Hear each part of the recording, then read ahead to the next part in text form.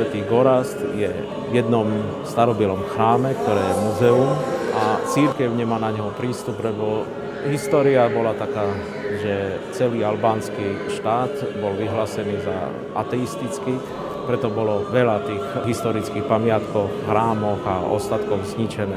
A sprevádzajúci biskup albánsky nám povedal, že on, odkedy žije, odkedy tam prichádza, ešte nikdy nevidel tie ostatky. Videli tú našu túžbu, nielen sa pomodliť, ale aj vidieť tie ostatky.